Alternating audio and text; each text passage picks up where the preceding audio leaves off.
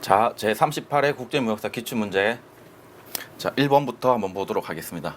그 38회 기출문제 푸실 때는, 강의 들으실 때는 여러분들 꼭 먼저 문제를 한번 풀어보시고 채점도 한번 해보시고 어떤 문제 틀렸는지 이런 걸 확인해가지고 기출문제를 풀이를 같이 들으면 더 좋으실 것 같고요. 1번부터 보도록 하겠습니다. 자, 1번. 우리나라 대무역법령에서 규정하고 있는 용어에 대한 설명 중 잘못된 것은? 역시 문제 1번은 용어의 정의가 나와야죠. 여러분들 열심히 정리하셨으니까 당연히 맞추실 거라고 생각하고 보기 보시도록 하겠습니다. 수출이란 매매, 교환, 임대차, 사용대차, 증여 등을 원인으로 국내에서 외국으로 물품이 이동하는 것이며, 유상으로 외국에서 외국으로 인도하는 것으로서 산업통상자원부 장관이 정하여 고시하는 기준에 해당하는 것이다. 1번 맞습니다. 2번. 외핵 등용 원료 기재란 용역과 전자적 형태의 무채물은 제외한다. 그 용역과 전자적 무채물은 포함하도록 되어 있죠. 그래서 2번이 틀렸네요. 3번 보시면 수출 실적이란 산업통상자원부 장관이 정하여 고시하는 기준에 해당하는 수출 통관액, 입금액, 가득액과 수출에 제공되는 외핵 등용 원료 기재의 국내 공급액을 말한다. 3번 맞고요. 4번. 외핵 등용 제품이란 수입한 후 생산 과정을 거치지 아니한 상태로 외핵득에 제공되는 물품을 말한다. 3번, 4번 다 맞는 내용입니다. 따라서 2번에 전자적 형태의 무채물을 포함한다는 거 이렇게 정리해 두시고 답은 2번입니다. 용어의 정의 문제는 항상 제가 강조했던 문제죠. 또 항상 앞부분에 나온다고 말씀드렸으니까 다 맞추셔야 됩니다. 이제 좀 낯이 익죠. 용어의 정의 관련 이제 지겨울 때까지 제가 말씀드릴 테니까 익숙해지시고요. 그리고 딱 봐도 이제 저거 이런 식으로 나올 수 있도록 이렇게 준비해 주시면 좋을 것 같습니다. 먼저 수출 수입이죠. 아까 문제 보기에서 나왔던 유상 무상으로 국내에서 외국, 외국에서 국내, 그리고 유상으로 외국에서 외국으로 이런 부분도 수출 수입으로 볼 수 있다는 거. 그리고 용역의 제공, 전자적 형태의 무채물, 소음 전대형, 암기식, 그리고 외핵 등용 원료 기재에서 답에 있었던 부분이 나왔네요. 외핵 등용 전자적 형태 무채물도 포함한다. 그리고 외핵 등용 제품 수출 실적 이런 부분도 아까 보기에 나왔던 내용이고요.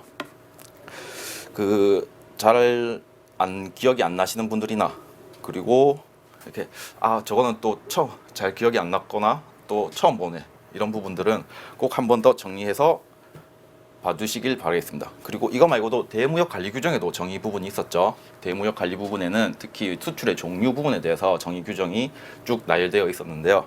그런 부분도 꼭 정리해 두셔서 문제를 다 맞추시길 그렇게 부탁드리겠습니다. 자, 2번. 대무역법상 수출입의 정의에 관한 설명 중 잘못된 것은? 1번.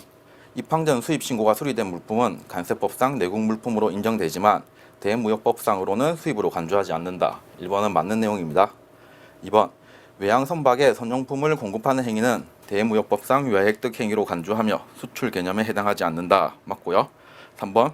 수출 신고를 하여 보세구역에 장치하였다 하더라도 대무역법상으로는 수출로 간주하지 않으며 물품을 선적하여 외국으로 이동한 경우에만 대무역법상 수출로 인정한다. 그리고 4번. 싱가포르 A 업체와의 계약에 따라 국내 B 업체가 A 업체에게 외화로 대금을 영수한 후 국내 C 업체에게 물품을 공급한 행위는 외국환 거래법에 의해 이루어지므로 대무역법상 수출로 인정된다라고 되는데 4번이 틀린 내용이고요. 대금은 국내에서 해외로 영수하고 주지만 물품은 국내에서 국내로 이동하게 되죠. 대무역법상 수출입이랑 관세법상 수출입 이렇게 조금씩 차이가 있습니다. 약간 대무역법상에서 좀 더 포괄적으로 정의하고 있는 부분이 외국으로 물품을 인수하는 거, 아까 용어의 정의에서 보셨죠? 이런 부분도, 그리고 용역의 제공, 그리고 전자적 형태의 무채무도 수출입으로, 대무역법상에는 수출입으로 보고 있지만 관세법상은 이런 걸 수출입으로 보지 않는다는 거. 그러니까 대무역법상 수출입이 좀 더 넓게 포괄적으로 규정하고 있는 부분이 있고요. 그리고 보기에서 보셨다시피 우리나라 지도를 한번 그려보겠습니다. 보고 관세법상 수출입 같은 경우에는 이런 식으로 점선으로 표시했어야 되는데 관세선이라고 이렇게 보이지 않는 선이 있습니다. 그래서 보기에 1번처럼 입항 전 수입 신고, 그러니까 아직까지 우리나라에 들어오기 전이죠. 근데 수입 신고가 수리된 경우에는 이런 관세선을 통과한 것으로 보기 때문에 우리나라 관세법에서는 입항전 수입 신고가 수리된 물품의 경우에도 수입 물품으로 보고 있고요. 그런데 그리고 또 뭐 보시면 보세구역 이런데 부산의 보세구역에 장치된 물품 같은 경우 수입 신고가 이루어지지 않은 경우에는 외국 물품으로 보죠. 이렇게 관세법상 수출입 물품 한번 이렇게 정리해 보시고, 대무역법상은 조금 틀리거든요. 대무역법상에는 실질적인 물품이 우리나라로 외국에서 국내로 들어오거나 그리고 국내에서 외국으로 가는 경우에 수출입으로 인정하고 있습니다. 이런 부분도 아까 용어의 정의에서 보셨죠. 그리고 이렇게 대무역법상, 관세법상 수출입의 차이가 조금 있다는 거, 그렇게 한번 정리해 두시고요. 3번 보도록 하겠습니다. 대무역 법령에서 규정되어 있는 특정 거래 형태 중에서 물품이 외국에서 외국으로만 이동하는 거래가 아닌 것은 1번 중개무역. 중개무역은 조금 애매한데 일단 세모 치고 넘어가보도록 하고요. 2번 외국 인수 수입. 외국 인도 수출은 물품이 외국에서 외국으로 인도 인수가 나죠. 그렇기 때문에 맞고요. 4번 위탁 가공 무역이 확실히 틀렸네요. 답은 4번이고, 위탁 가공 무역 아까 말씀드린 대무역 관리 규정입니다. 보시면 가공임 지급 조건으로 외국에서 가공할 원료의 전부 또는 일부를 거래 상대방에게 수출, 국내에서 외국으로 수출하거나 그리고 외국에서 국내로 조달하여 이를 가공한 후 수입하거나 그리고 외국으로 인도하는 수출입, 반대말은 수탁 가공 무역이고요. 중개무역, 외국 인수 수입도 한번 봐두시면 좋을 것 같네요. 중개무역 같은 경우에는 세모를 치는 게 국내에 반입하지 아니하고 하는 수출입이지만, 국내에 반입하지 않은 거 아니고 자유무역지역 또는 보세구역 같은 국내 보세구역에만 반입되고 실질적인 수출입은 일어나지 않는 그런 내용이기 때문에 외국에서 외국으로만으로는 조금 애매한 부분이 있어서 제가 세모를 요청드린 거고요. 4번이 확실히 틀렸기 때문에 정답은 4번으로 보시면 될 것 같습니다. 다시 한번, 중개무역 같은 경우에는 국내 보세구역에 장치됐다가 수출되는 물품이기 때문에 이런 개념 부분 이해해 두시고, 위탁 가공 무역 그리고 외국 인수 수입까지 외국에서 일어나고 위탁 가공 무역은 왔다 갔다가 일어날 수 있는 물품이기 때문에 정답은 4번. 자, 4번 문제 보시겠습니다. 다음은 수출입 공고에 관한 설명이다. 다음 중 잘못된 것은 수출입 공고에는 수출입 승인 대상 물품과 승인 기간이 명시되어 있으며 승인 신청 및 변경 신청 절차에 대해서도 규정하고 있다. 1번은 맞는 내용이고요. 2번 수출입 승인 대상 품목은 수출입 공고에 정한 물품 등을 의미하고 중개무역 물품, 외국 인수 수입 물품, 외국 인도 수출 물품, 선용품도 수입 승인 대상 품목으로 구분된다. 2번이 틀린 내용이거든요. 대무역 관리 규정입니다. 이것도 보시면 수출입 승인 대상 품목은 수출입 공고에서 정한 물품 등 해서 다만 중개무역, 외국 인수 수입, 외국 인도 수출, 선용품은 제외한다라고 되어 있기 때문에 이번에 이를 포함한다라고 된 부분은 잘못된 내용입니다. 정답은 2번이 되고요. 그리고 3번 수입 수량 제한 조치, 특정국 물품에 대한 특별 수입 수량 조치를 시행하는 경우 수출입 제한을 기본 공고인 수출입 공고에 고시한다. 그리고 하나의 수출입 물품에 대해 통합 공고의 수출입 요건 확인 내용과 수출입 공고의 제한 내용이 동시에 적용될 경우에는 동시에 충족해야 된다라는 부분, 맞는 부분도 정리해 두시고요. 수출입 공고 보시면 총 11조로 되어 있고요. 목적 한번 보시죠. 1조에 이 고시는 대무역법의 규정에 의하여 물품 등의 수출 또는 수입의 제한, 금지, 승인, 신고, 한정 및 그 절차에 관한 그 절차에 관한 사항을 규정함을 목적으로 한다라고 되어 있고, 4조, 5조, 6조에 보면 금지 품목, 제한 품목, 수출 제한 품목, 수입 제한 품목이 이런 목적에 따라서 규정되어 있다는 거. 그리고 통합 공고와 수출입 공고와의 관계, 동시에 적용될 경우 모두 충족돼야 된다는 거. 아까 보기에 4번 내용이었죠. 그렇게 정리해 두시면 될 것 같습니다. 자, 5번입니다. 대무역 법령에서 규정하고 있는 수출, 수입 실적에 대한 설명 중 잘못된 것은 수출, 수입 실적 문제네요. 여러분들 좀 암기하기 힘들고 좀 헷갈리는 부분이 많은데 열심히 공부하셨죠? 이런 문제 나오면 이제 다 맞추실 수 있어야 됩니다. 1번 내국 신용장에 의한 공급, 구매 확인서에 의한 공급, 수출 물품, 포장용, 골판지 상자의 공급 등은 수출 실적으로 인정된다. 맞습니다. 2번 외국인으로부터 대금을 영수하고 외액 등용 시설 기재를 외국인과 임대차 계약을 맺은 국내에 인도하거나 자유무역 지역으로 반입 신고한 물품 등을 공급하는 경우 수출 실적으로 인정된다. 2번도 맞는 내용이고요. 3번 중개무역의 수출의 경우에는 수출 금액 FOB 가격에서 수입 금액 CIF 가격을 공제한 금액이 수출 실적 인정 금액이 되며 수출 실적 인정 시점은 외국한 은행 입금일이다. 3번도 맞는 내용. 4번 외국 인수 수입과 용역 또는 전자적 형태의 무채물의 수입일 경우 수입 실적 인정 시점은 수입 신고 수리일이다. 4번이 틀렸고요. 은행 지급일이죠. 그리고 전자적 형태 무채물은 아까 앞에서 또 설명드린 바와 같이 수입 신고 대상이 아닙니다. 대무역법상에서는 전자적 형태 무채물을 포함하고 있지만 관세법상에서는 전자적 무채물이 수입 신고 대상이 아니기 때문에 이런 내용은 틀린 내용이죠. 아예. 그래서 4번이 틀렸네요. 자, 이것도 몇 번이나 띄워드리는 것 같은데 지겹도록 띄워드릴 겁니다. 여러분 외우실 때까지, 눈에 익을 때까지. 자, 수입 실적 수출부터 인정 시점이고요. 인정 금액입니다. 다 암기하고 계시죠? 그리고 수입 부분이고요. 외국 인수 수입, 용역, 전자적 무채물은 지급일. 이게 보기에 나왔던 정답 부분이죠. 그리고 수입 실적. 수입은 비교적 간단한데 수출이 내용이 좀 많아가지고 이 부분만 헷갈리지 않게 정리해 두시면 될 것 같네요. 한 문제 이상씩 꼭 출제되는 부분이니까 여러분들 정확하게 암기하도록 그렇게 부탁드릴게요. 6번입니다.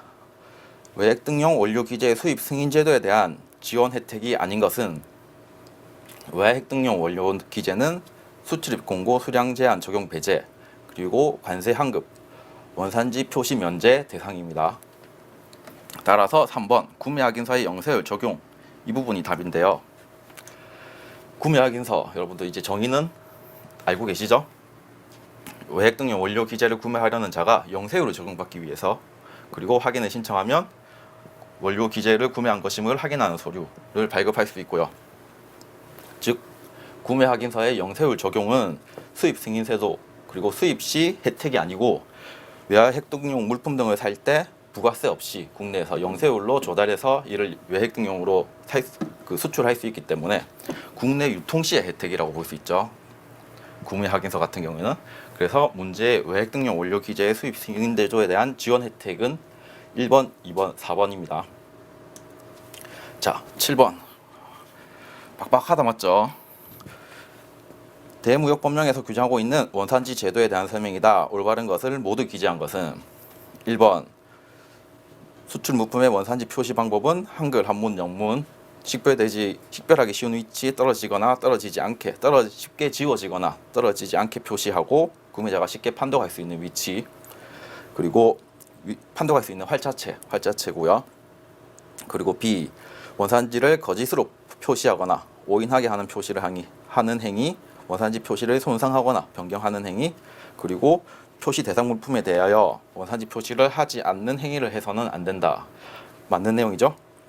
원산지 표시 위반 물품에 대한 시정조치 명령은 원산지 위반 행위의 내용, 시정조치 명령 사유 및 내용, 그리고 시정기한 등을 명시하여 서면으로 하여야 하고요. 그리고 D 원산지 판정 기준에서 수입 물품의 생산, 제조, 가공 과정에 둘 이상의 국가가 관련된 경우에는 최종적으로 실질적 변형을 가한 국가가 그 원산지가 됩니다. 2. 원산지 표시 위반 행위에 대하여 가진금을 서면으로 통보받은 자는 원칙적으로 납부 통지일로부터 20일 이내 가진금을 산업통상자원부 장관 또는 시도지사가 정하는 수납기관에 내야 한다. 다 맞는 말입니다. 다 맞는 말. 그래서 제가 하나하나 다 읽어드렸고요. 다 맞는 말이니까 정답은 4번 A, B, C, D, E가 맞는 정답이고요. 한 번 더 쭉 읽으면서 정리해 두세요. 자, 원산지 표시, 수입물품의 원산지 표시 방법, 아까 문제 나왔던 내용이고, 특히 한글 한문 영문, 그리고 쉽게 판독할 수 있고 활자체, 그리고 위치, 그리고 떨어지지 않는 방법이나 이런 부분으로 가공 표시할 것, 그리고 표시 위반 행위, 오인하게 하는 행위, 뭐 손상하는 행위, 표시하지 않는 행위, 또 이런 물품 등을 국내에서 거래하는 행위가 위반 행위가 되기 때문에 이런 경우에는 표시 위반 물품 시정 명령으로 해서 그 판매 중지, 원상 복구, 원산지 표시 등 이런 부분을 시정할 것을 서면으로 요청하고요. 그리고 원산지 위반 표시가 계속 자주 진행되거나 하는 업체에 대해서는 과징금을 부과 및 납부할 수 있는데 이 부분은 서면으로 해야 됩니다. 그리고 통보를 받은 자는 20일 이내 정해진 수납기간에 납부를 해야 된다는 것까지 원산지 표시 방법부터 위반 행위, 그리고 시정명령, 과징금 납부 이 부분까지 한번 쭉 살펴봤습니다. 자, 원산지 표시도 중요하죠. 이 부분도 이런 내용의 문제도 꼭 한 문제씩 출제되는 부분이니까 꼭꼭 정리해 두시고요. 자, 이어서 8번 보도록 하겠습니다. 대무역법령에서 규정된 원산지 판정 제도에 대한 설명이다. 다음 설명 중에서 잘못된 것은 계속 원산지 문제가 이어지고 있네요. 1번 실질적 변형 기준은 물품의 생산, 제조, 가공 과정이 2개 이상의 국가와 관련된 경우 최종적으로 실질적 변형이 수행된 국가를 원산지로 하는 것으로서 세번 변경 기준, 부가가치 기준, 주요 공정 기준으로 판정한다. 2번 세번 변경 기준으로 할 경우 A국에서 부품을 수입해서 B국에서 완제품을 제작했을 때 B국에서 HS6단위 변형이 일어났으므로 B국이 원산지가 된다. 이것도 맞는 내용입니다. 세번 변경이 발생한 국가, 즉 실질적 변형이 발생한 국가가 해당 물품의 원산지가 되죠. 2번 맞는 내용이고 3번 원칙적으로 부가가치 기준을 적용하고 예외적으로 세번 변경 기준과 주요 공정 기준을 적용하고 있다라고 되어 있는데 3번이 틀린 내용이고요. 보시면 원칙적으로 세번 변경, 예외적으로 부가가치, 주요 공정 기준 이런 순서이기 때문에 3번이 틀린 내용이고 4번 맞아 보시죠. 일반 원산지 증명서를 발급받은 경우에 FTA에 따른 관세 혜택을 받을 수 없고, 그리고 FTA 원산지 증명서를 받은 경우라도 물품의 원산지 표시를 못할 수 있다. 일반 원산지 증명서라는 게 비특혜 원산지 증명서입니다. 그래서 FTA 혜택을 받을 수가 없고요. FTA 혜택을 받으려면 FTA 원산지 증명서를 발급받아서 제출해야 됩니다. 그 경우에만 FTA 혜택을 받을 수 있고, 그리고 원산지 표시가 없는 물품이라 해도 원산지 증명서가 발급될 수 있고요. 그리고 원산지 증명서가 발급된 물품이라고 해도 원산지 표시가 없을 수 있기 때문에 이건 두 개는 별개라고 보시면 됩니다. 정답은 3번이었죠. 자, 또 정리했죠. 함께 보도록 하겠습니다. 완전 생산 기준, 일단 제목은 판정 기준이고요. 완전 생산 기준은 한 가지 물품을 하나의 국가에서 완전히 생산했을 때, 이런 경우는 뭐 강산물, 농산물, 그리고 뭐 어로로 제포한 수산물 같은 경우, 이런 경우가 완전 생산 기준에 해당하게 되고요. 그리고 실질적 변형 기준이라고 해서 세번 변경 기준으로 보실 수도 있는데, 세번 변경이란 해당국에서 제조, 가공 과정을 통하여 원재료의 세번과 상이한 세번을 생산하는 것을 말합니다. 세번 변경 기준 보시고, 부가가치 기준 보시면 제조, 가공을 통해 물품에 본질적으로 특성을 부여하는 활동을 가하더라도 세번이 변경되지 않은 경우, 이 경우에는 부가가치 기준과 주요 공정 등 종합적인 특성을 감안해서 실질적 변형에 대한 기준을 제시한다 라고 되어 있기 때문에, 아까 문제 보기 3번에서 봤던 세번 변경 기준을 원칙적으로 적용하고, 그렇게 실질적인 본질적 특성을 부여하는 경우에도 세번 변경이 일어나지 않은 경우에는 그 부가가치 기준이라든지 주요 공정 기준을 적용한다는 거, 그러니까 예외적으로 적용한다는 말이겠죠. 이렇게 판정 기준까지 정리해 두시고요. 자, 9번. 다음 중 우리나라 대무역 법령에서 규정하고 있는 분쟁 조정에 대한 설명이 아닌 것은, 잘못된 것은 1번 산업통상자원부 장관은 무역거래 또는 선적적 검사와 관련하여 분쟁이 발생하여 일방 또는 쌍방이 조정 신청을 할 경우 30일 이내 조정안을 작성하여 당사자에게 제시하여야 한다. 1번은 맞는 내용입니다.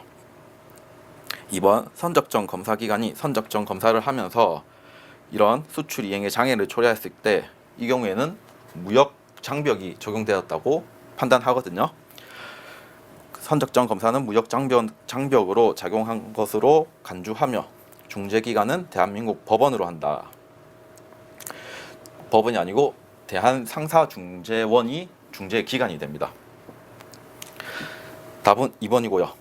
3번 대한민국 제공간의 장이나 대한무역투자진흥공사 수출입조합 등 무역 분쟁 사실을 통지할 경우 신속하게 해결하기 위하여 필요하다고 인정될 때에는 조정 또는 알선을 할 수 있고, 조정은 당사자 간 합의, 조정안의 수락, 조정의 신청인 또는 당사자의 조정 신청 철회, 조정안 거부, 당사자의 합의 가능성이 없거나 조정할 필요가 없다고 판단되는 경우 종료될 수 있다.